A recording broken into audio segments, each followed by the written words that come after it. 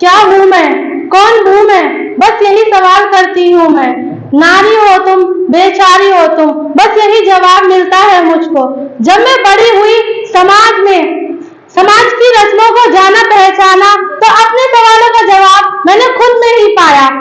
नारी बेचारी नहीं हूँ मैं, एक तड़पती अंगारी हूँ। मत छेड़ो मुझे, जल जाओगे, मैं दुर्गा काली हूँ। माता पिता का अभिमान हूँ मैं, इस देश की शान हूँ मैं।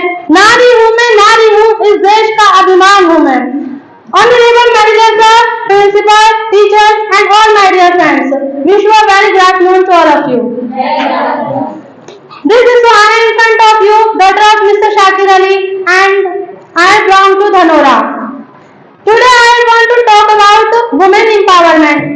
सबसे पहले तो आप सब लोग ये सोचते होंगे कि महिला सशक्तिकरण होता क्या है, विमेन एम्पावरमेंट है क्या। तो आज मैं आपको बताती हूँ कि विमेन एम्पावरमेंट क्या होता है। इसका अर्थ है महिलाओं को बिना किसी भेदभाव के जीवन के हर क्षेत्र में स्वतंत्रता पूर्वक कार्य करने का अधिकार ही महिला सशक्तिकरण कहलाता है। अब आप सब ये सोचते होंगे कि इसकी जरूरत ही क्यों पड़ी, हमें क्यों चाहिए ये करने के लिए। तो मैं आपको बताती हूँ, आज भी हमारे समाज में कुछ ऐसे इंसान मौजूद हैं जो ये सोचते हैं कि बेटी बेटे के समान नहीं होती है। तो मैं पूछना चाहती हूँ उनसे कि अगर उनकी पत्नी बीमार हो तो वे अपनी पत्नी के इलाज के लिए किसी महिला डॉक्टर को क्यों ढूंढते हैं। क्या है इस बात का उनके पास कोई जवाब? क्या बता सकते हैं इस बात का जवाब?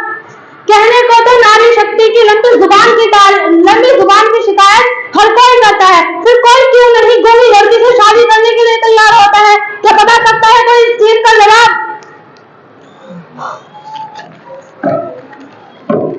फेसबुक के बारे में तो आप सभी लोग जानते ही होंगे। जी हाँ, फेसबुक, उसी फेसबुक के सीईओ ने अपनी बेटी के पैदा होने की खुशी में अपनी जायदाद का 99% दान में दे दिया।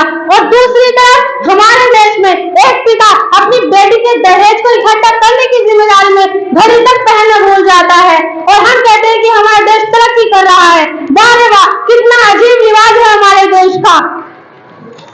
नियत आदमियों की खराब होती है और घूंघट नारी शक्ति से कराया जाता है, लेकिन आज की नारियां पुरुषों के साथ कंधे से कंधा मिलाकर आगे बढ़ रही हैं और यहाँ तक कि हमारे देश की सरकार और समाज भी इसमें भरपूर योगदान दे रहे हैं। हमारे देश की सरकार के द्वारा बेटी बचाओ बेटी पढ़ाओ योजना, उज्ज्वल योजना जैसी अनेक योजनाएं लागू की गई हैं और समाज भी नारियों के महत्व को समझने लगा है।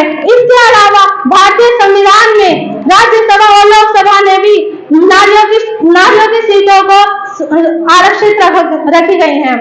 अरे सुना है, परिवार में जब जिम्मेदारियों पर बोझ बढ़ता है तो बस ट्रेन तक चलाने लगी है नारियां, साहस के साथ आसमान तक जाने लगी है नारियां और अब तो वायु यान तक उड़ाने लगी है नारियां। और क्या क्या उदाहरण दूं मैं नारियों के, और क्या क्या उदाहरण गिनाऊं मैं नारियों के।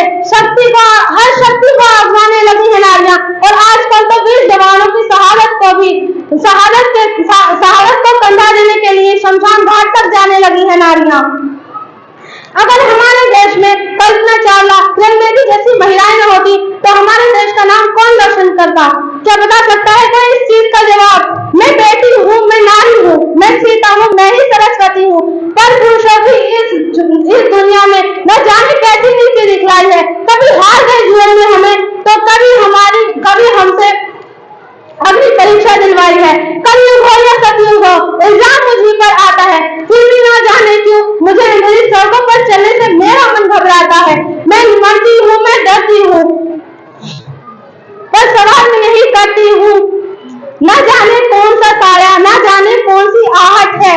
फिर उन अंधेरी रातों में मुझे दो बाहों ने खींच लिया, एक ने मुंह पर हाथ रखा तो एक ने आंचल खींच लिया, फिर मर्यादा की सीमाओं को तार तार कर दिया। उन अंधेरी सड़कों पर भी मुझे दौड़ कर छोड़ दिया। सबने तस्वीरें खींची पर कोई मदद के लिए आगे नहीं आया। कोई मदद करो, ये चीख भी मुझसे रूठ गई और जब होश में आई तो संसार की बातें सुनकर मैं टूट गई। परिवार की बदनामी होगी, यही मुझे सबने समझाया था। ये नई उम्र के लड़के हैं, बस थोड़ा बहक ही जाते हैं। ये नई उम्र के लड़के हैं, बस थोड़ा बहक ही जाते हैं। फिर भी कोई उनसे कोई सवाल नहीं करता, फिर भी लड़कियां ही उन्हें नजर आती हैं, उनसे ही पूछते हैं क्यों गई थी काली बातों में, क्यों नहीं था कोई साथ में, क्या मेकअप था, क्या गहने थे, क्या छोटे कपड़े पहने थे, यही प्रश्न उठाएंगे तुम पर। कृष्ण की इस भूल भुलैया में अच्छाई कहीं छुप जाती है। सब भूल जाओ ये कहने वाले, क्या तुम्हें शर्म नहीं आती है? सब भूल जाओ कहने वाले, मत भूलो ये गलती आपकी भी हो सकती है। अगले दिन माँ, बहन, बेटी आपकी भी सड़क पर मिल सकती है। इस दुख से बढ़कर कोई दुख नहीं हो सकता है, और जो नारियों की इज्जत न करे वो मर्द नहीं हो सकता है, वो मर्द नहीं हो सकता है। अंत में मैं सिर्फ 2 पंक्तियां कहना चाहूंगी। बेटी बहू कभी माँ बनकर, कि बेटी बहू कभी माँ बनकर सभी के सुख दुख को सहकर, बेटी बहू कभी माँ बनकर सभी के दुख को सुख को सहकर अपने सब फर्ज निभाती है, तभी तो एक औरत नारी कहलाती है। Thank you so much.